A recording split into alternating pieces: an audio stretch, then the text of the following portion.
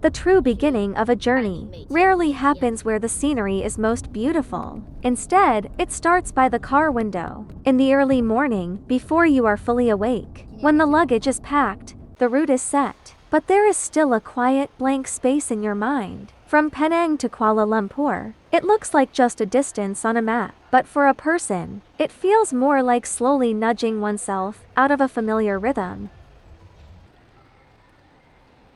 Airports always possess a very unique aura. They are bright, yet detached. Everyone has a destination, yet few truly stop. Some are rushing, some are waiting, some are staring down at their phones, and some are just sitting there, lost in thought. I like this in-between state. You haven't arrived, but you haven't left either. It's as if life has been briefly paused, leaving nothing but time, luggage, airport announcements, and that faint spark of anticipation in your heart.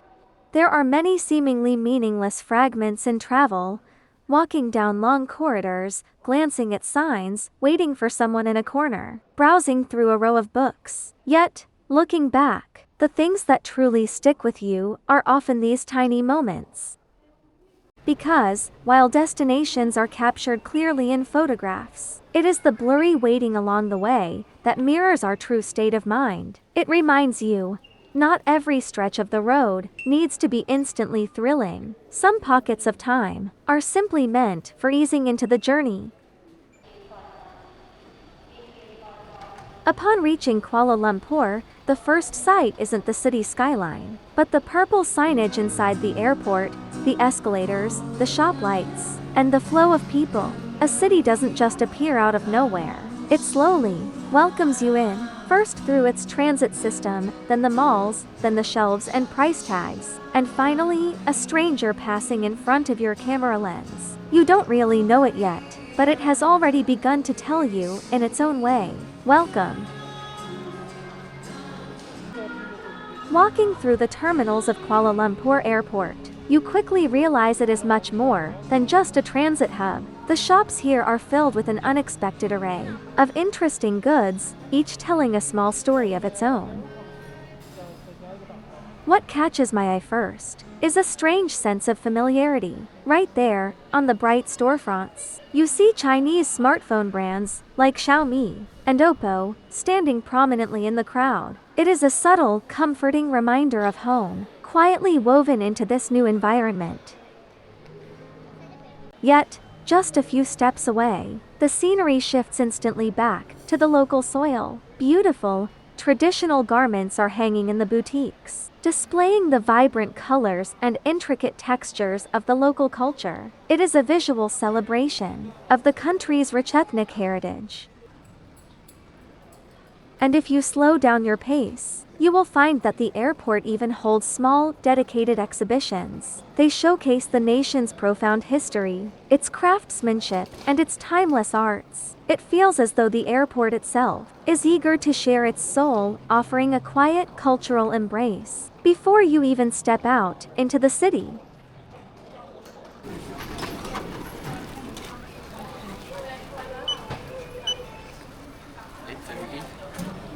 Can I use WeChat? You scan me? You scan. Oh, okay.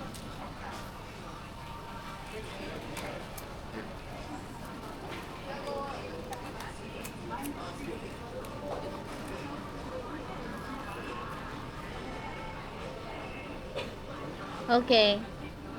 Thank you. I love these ordinary scenes of travel. Buying a bottle of water, scanning a QR code, glancing at a miniature model in a display case, having a brief exchange with a shop clerk. These things are not grand, but they hold the truest texture of life.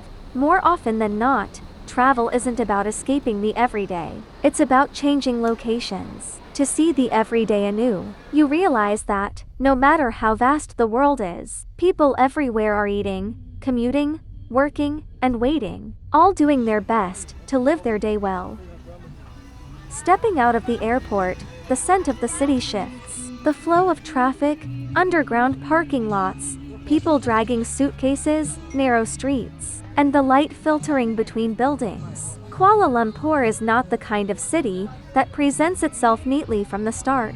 It is a bit crowded, a bit chaotic, but immensely layered. Skyscrapers stand shoulder to shoulder with narrow alleys, modernity presses against old routines, and a sense of foreignness coexists intimately with familiarity. Once you walk into the neighborhoods, travel finally transitions. From movement to dwelling, you begin to notice the clothes hanging at the stalls, the shopkeepers' hands arranging goods, the receding backs of tourists strolling by. These scenes are completely unrehearsed yet deeply authentic. The most moving part of a city is rarely its famous landmarks, but rather, these corners where life actually happens. Because there, you find sound, scent, bustle, and ease. As night falls, Kuala Lumpur seems to breathe differently. The lights turn on, the crowds grow, and the vibrant warmth and steam of the street stalls slowly rise. You see skewers, desserts, toys, durians, and countless passing faces.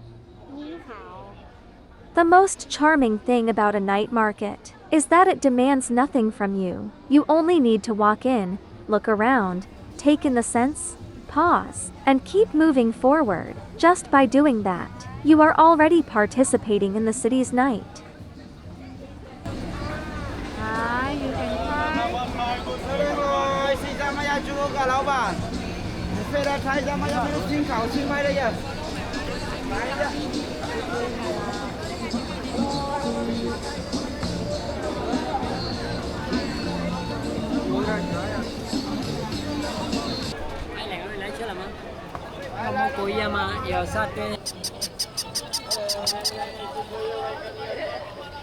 By this point in the journey, the body is admittedly tired, yet strangely, as the night deepens, one's perceptions become clearer. During the day we are rushing. It is only at night that we truly begin to see.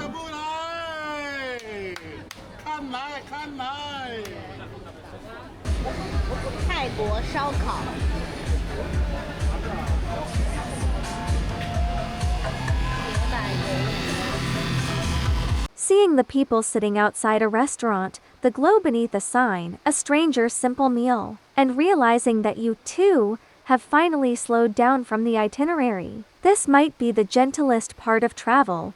It doesn't necessarily change you, but it makes you feel, once again, that you are truly living. Some cities are meant to be admired from afar, while others are meant to be walked through. Kuala Lumpur is unmistakably the latter. You have to walk into its streets and alleys, watch a vendor lower their head to sketch, see tourists picking out trinkets, and watch food steaming under the lights. Those details are tiny. Japan, Japanese, China. But they make the city tangible. It turns out that a sense of foreignness isn't just about architecture and language. It is also a rhythm, the speed at which the crowd moves, the way vendors call out, and the lively energy that refuses to dissipate late into the night.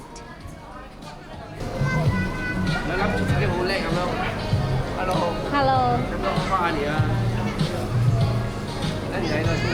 中国。是的。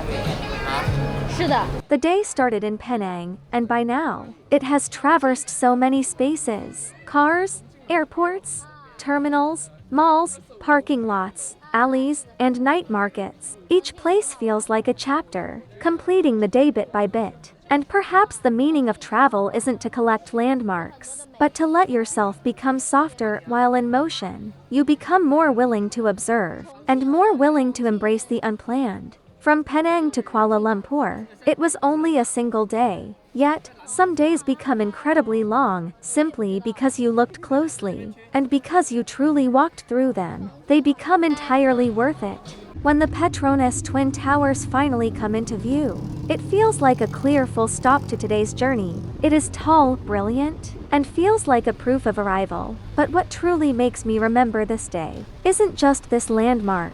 It is also the waiting along the way, the long airport corridors, the lights of the night market, the people in front of the stalls, and those unarranged moments that just happen to occur.